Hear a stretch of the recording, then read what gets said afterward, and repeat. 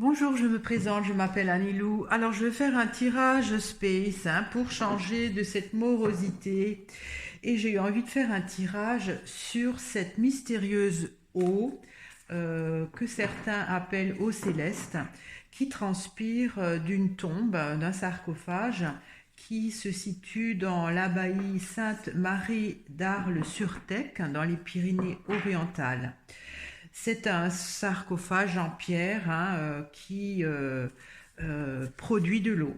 Produit de l'eau, il n'y a plus rien dedans, mis à part, je crois, quelques ossements ou des parchemins. Il y a eu des expériences, on a tout mesuré en 60 pour voir si c'était de l'eau de pluie, mais bon, cette tombe, elle est abritée, elle est donc dans cette abbaye. Euh, Sans arrêt, donc, elle produit de l'eau. Comment dire, la contenance de ce sarcophage est à peu près 200 litres et elle produit par année 500 litres. Alors, c'est de l'eau pure qui ne, comment dire, qui ne s'atrophie pas avec le temps. Elle a certaines propriétés curatives, voire des guérisons. En tout cas, c'est vraiment incroyable. Ça avait été paru lors d'une émission qui s'appelait Mystère il y a une trentaine d'années. Et ça m'avait assez fascinée. Et je me suis dit, pourquoi pas voilà, faire un tirage là-dessus. Parce qu'il y a des scientifiques, ils ont tout démonté, ils ont tout mesuré pour voir si c'était pas une source souterraine. Il n'y avait rien. Et en fait, d'après certains témoignages, cette eau coule continuellement, enfin, est produite continuellement, sauf en cas de grand drame. Par exemple, en 39, l'année de 1939, il n'y avait pas d'eau. Alors, ce serait intéressant de voir s'il y a de l'eau ou pas en ce moment.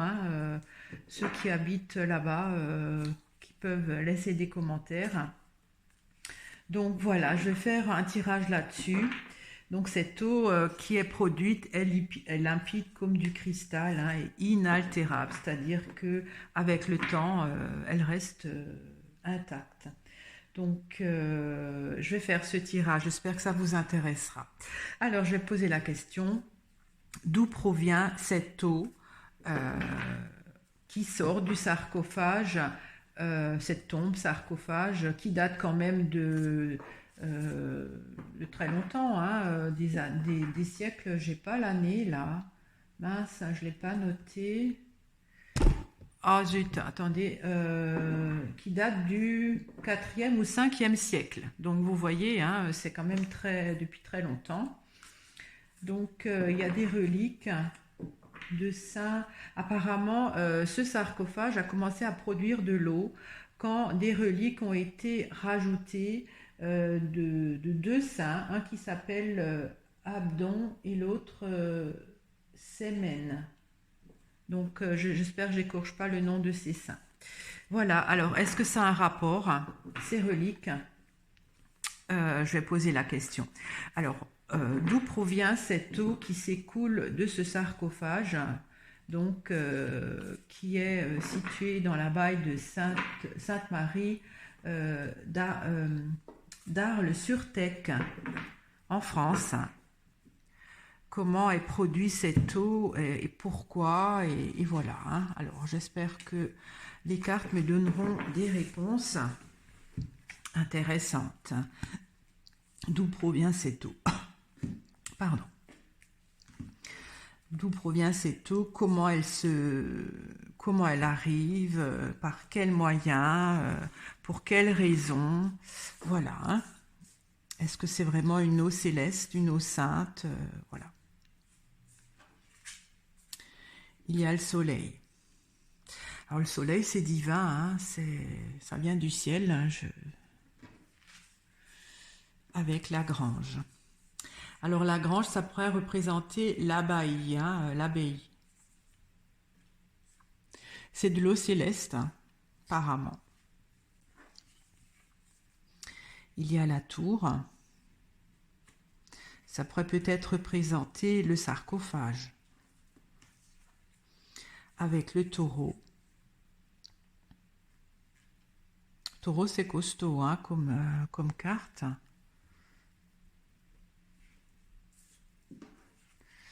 Il y a l'horizon. Ça aussi, hein, dans les tirages space, l'horizon, c'est l'univers, c'est avec le banc. Ça, c'est la rencontre. Il y a les galets. Il y a la campagne. Pardon. Alors la campagne, c'est de l'eau. Les galets, on voit qu'ils sont usés par l'eau. Alors, comment est produite cette eau et de quelle origine elle est, hein? Donc, de ce tombeau situé dans la baille Sainte-Marie à Arles-sur-Tech. Alors déjà, la coupe me dit que ça vient de l'univers, hein, si je ne veux pas dire divin. Là aussi, l'horizon, ça me fait penser à l'espace, à l'univers. C'est un point de rencontre. La tour pourrait représenter donc ce sarcophage, le taureau. Il y a de la nourriture, hein, en bouche, je ne sais pas trop.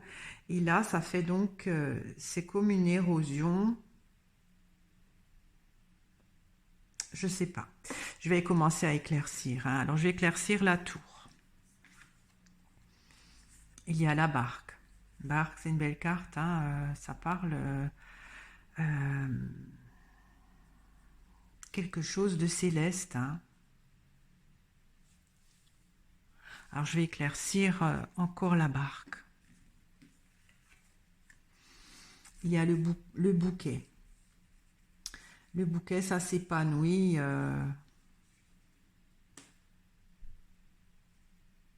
y a quelque chose qui s'épanouit dans ce tombeau.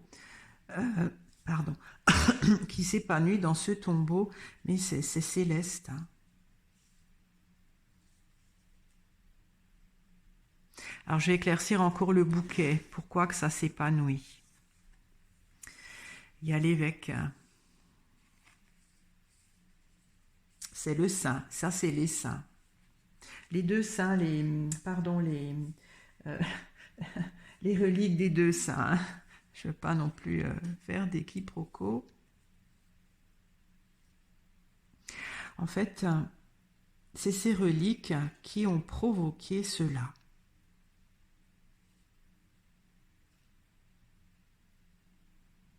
Ce serait intéressant de faire un tirage. Alors peut-être encore éclaircir l'évêque, hein. Il y a la grotte. La grotte, c'est un côté mystérieux, on ne voit pas. Ça peut être aussi ce qui est à l'intérieur du tombeau, hein, puisque je considère que la tour, c'est le sarcophage, le tombeau. C'est étrange, ça. Je vais éclaircir le taureau. Il y a le père, hein, décidément. Quand je fais des tirages space, le taureau, pour moi, c'est le grand tout, celui-là qui a créé tout. Et en fait, il est supérieur à Dieu le Père, hein.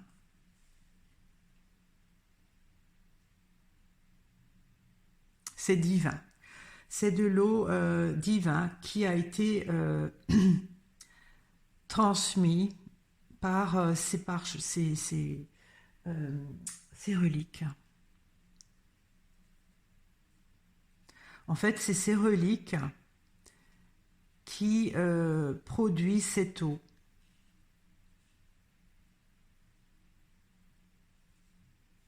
Mais j'aimerais savoir, est-ce qu'elles sont encore dedans? Il me semble que oui.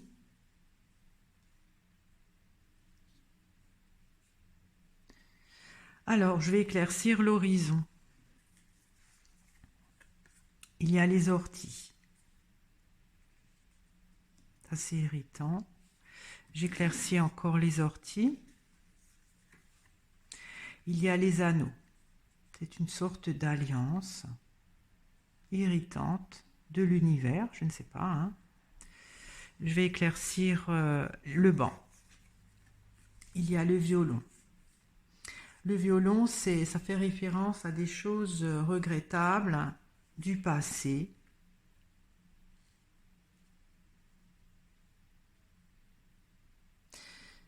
Je ne sais pas, j'ai l'impression que c'est comme si ces deux saints, euh, alors c'est space, hein, mais c'est mon impression, ils sont en train de purger des choses en sortant cette eau, en produisant cette eau, des choses du passé. C'est comme pour purifier en fait. Parce que ça vient de l'espace, donc de l'univers. À la base, c'est négatif, mais c'est comme une alliance, que ce rendez-vous puisse exprimer des choses du passé regrettables.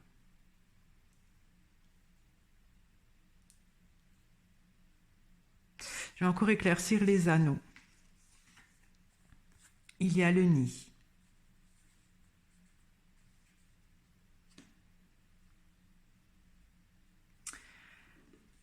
Alors, le nid dans ce genre de tirage, c'est un peu un, comment expliquer ça, un support pour permettre d'occuper une place dans l'arbre de vie. Bon, je vois pas trop ce que ça vient faire là, parce que ça c'est quand je parle de l'âme, mais là je parle d'autre chose. Alors, mais c'est un peu le même système. Alors je vais éclaircir les galets. Il y a le pissenlit.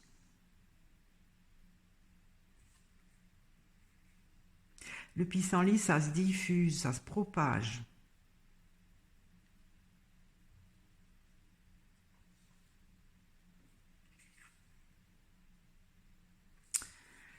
Les galets, c'est lourd, hein, c'est-à-dire que c'est pas aérien. C'est comme pour dissoudre certains résidus.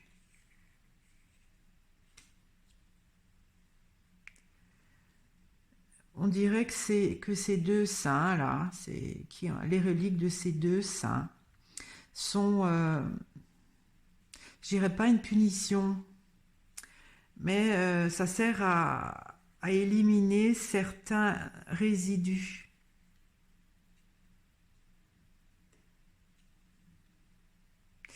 Je vais encore éclaircir le pissenlit. Il y a l'automne. Alors ça, c'est une saison.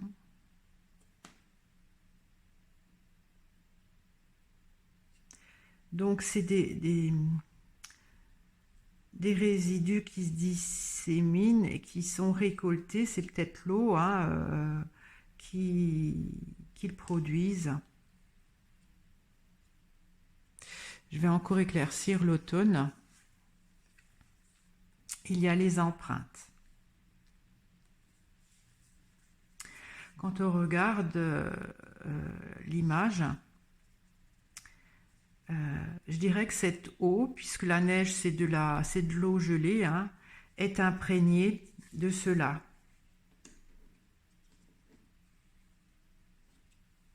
C'est des résidus qui doivent... comment expliquer ça, j'arrive pas trop bien. C'est comme si ces galets qui ont été usés par l'eau auraient dû disparaître complètement et qui restent encore. Donc ils diffusent cette eau, d'après moi, pour être récoltée. Mais qui sont, cette eau, elle est empreinte de ces résidus-là. Mais je ne sais pas quel résidu c'est, si ça vient de ces deux énergies-là, de ces reliques des deux saints. Je vais éclaircir la campagne. Il est à la clôture. Je ne sais pas pourquoi, mais on dirait que c'est leur purgatoire, hein. Ils sont pas libérés. Ils sont pas libérés. Euh, et c'est un petit peu leur purgatoire. Ce serait intéressant de voir un peu l'histoire de ces deux saints et ces reliques, qu'est-ce qu'elles disent. Parce que c'est comme si ces deux saints n'ont pas rempli leur rôle pour être libérés. Parce que la barque, hein, quand je fais des tirages P sur l'âme, la barque, quand l'âme est complète, qu'elle ne se réincarne plus, elle va dans la barque, c'est-à-dire ça c'est le grand tout où elle se noie dans le bonheur, la plénitude totale. Et eux, leur plénitude, en fait, pour avoir leur plénitude, leur rôle, c'est d'être dans... Enfin, pour atteindre la plénitude, ils n'ont pas la plénitude puisqu'ils sont dans ce sarcophage enterrés, enfin, à l'intérieur. Je parle des reliques, mais peut-être leur âme aussi, hein, leur âme aussi. Parce qu'il y a un côté regret du passé, il y a aussi le côté avec l'horizon, c'est l'espace, c'est l'univers qui est, c'est irritant pour s'allier, c'est-à-dire pour prendre leur place dans l'arbre de vie. Je sais pas, j'espère que vous me suivez.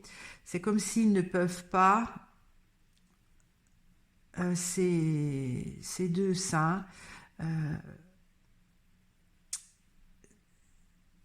ne peuvent pas intégrer leur place parce qu'il y a quelque chose d'une loi qui est irritant.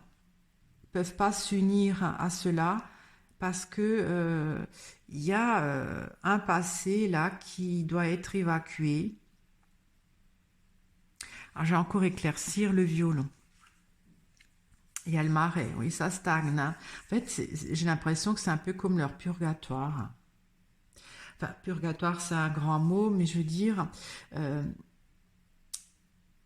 parce que les galets, quand je fais des tirages P sur l'âme, quand l'âme quitte le corps, il faut qu'elle soit dans une autre dimension, donc il faut qu'elle soit légère. Et souvent, quand l'âme n'a pas pu se libérer de ce poids, enfin, elle est lourde avec les galets, donc si on veut, elle ne peut pas réintégrer le grand tout. Et c'est un peu le même système en fait. Mais eux, ils ont un privilège de se racheter, enfin se racheter, c'est un grand mot, parce qu'ils ont la capacité de s'alléger en diffusant cette eau dont ils sont empreints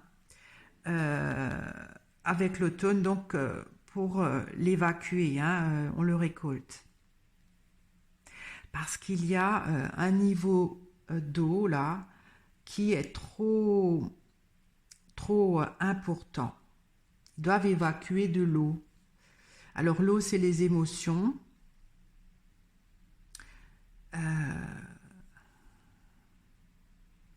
C'est étrange ce truc. Alors, je vais peut-être éclaircir au milieu.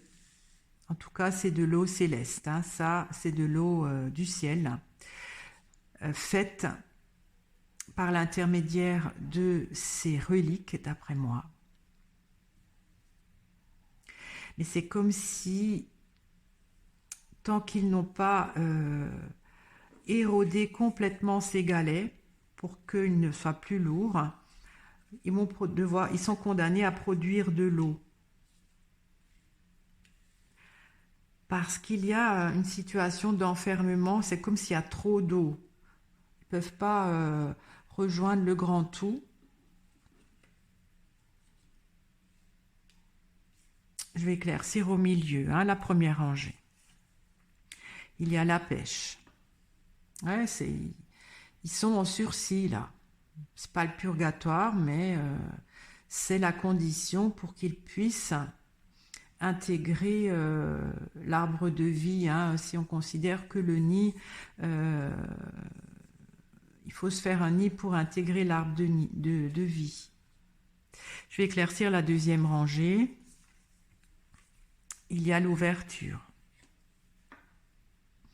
L'ouverture, c'est quand on voit la lumière, hein, quand on est dans, voilà, on rentre dans la lumière. Je vais encore éclaircir l'ouverture. Il y a l'orage. Il y a trop d'énergie en fait.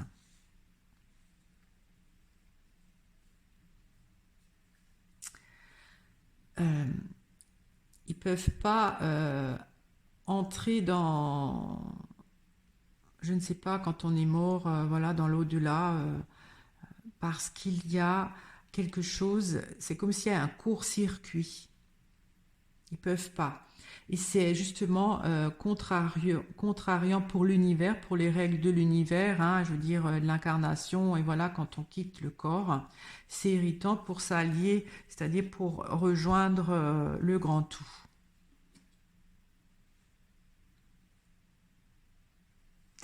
Alors, je vais encore éclaircir l'orage. Il y a la mer. La mer, c'est la mer-terre, hein.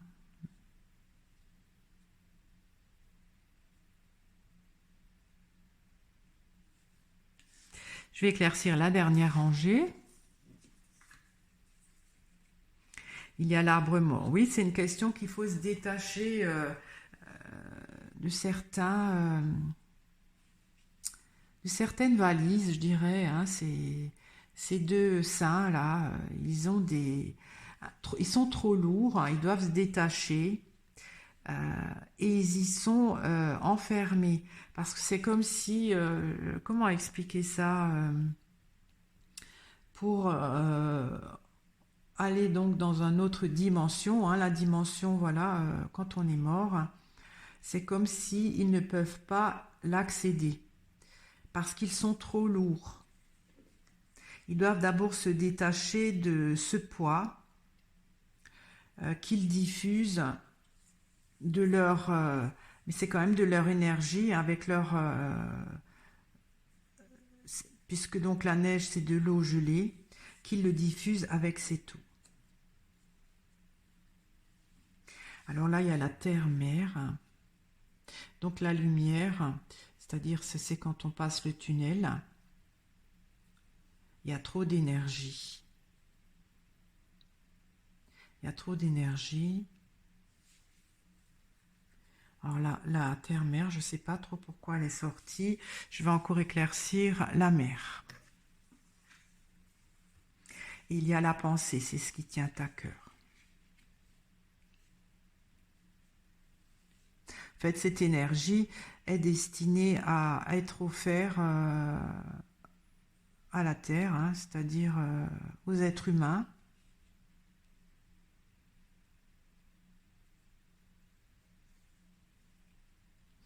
J'aimerais bien encore éclaircir le Père pour voir qu'est-ce qui va sortir après.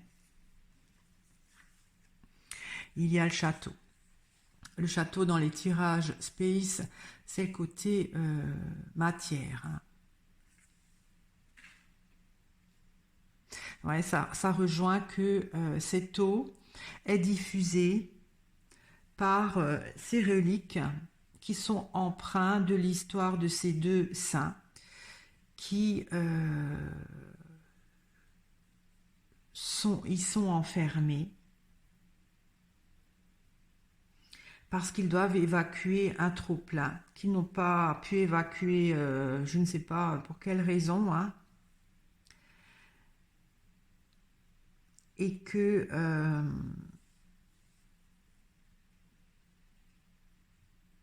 ce trop-plein d'énergie, hein, si on veut dire, puisque les galets, si on veut, quand c'est trop lourd, nous sommes matière, donc nous sommes lourds, doit servir à nouveau.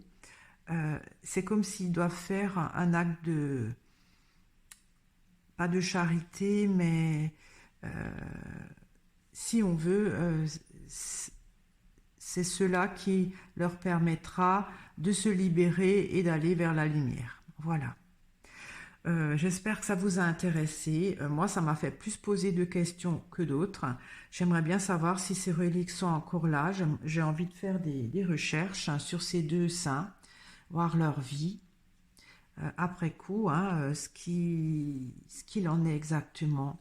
En tout cas, oui, cette eau est céleste à travers les reliques de ces deux saints qui produisent cette eau parce que ils ont, ça vient aussi donc du passé, hein, des choses regrettables du passé qui les empêchent d'intégrer cette nouvelle dimension quand on est mort, parce qu'ils sont trop lourds et ils sont destinés à évacuer ces kilos en trop, on va dire, hein, pour être plus simple, pour le diffuser avec les empreintes, hein, c'est-à-dire ça c'est les pas des saints qui sont quand même empreints de cette énergie. Donc ces saints étaient quand même des saints, puisque c'est de l'eau céleste. Voilà, je vous remercie de m'avoir écouté, je vous remercie de votre fidélité, j'espère que cela vous a fait passer un bon moment. Moi, ça m'a passionné et j'aimerais bien encore continuer pour voir l'histoire de ces saints, de ces reliques. On verra bien. Je vous remercie, à très bientôt, au revoir.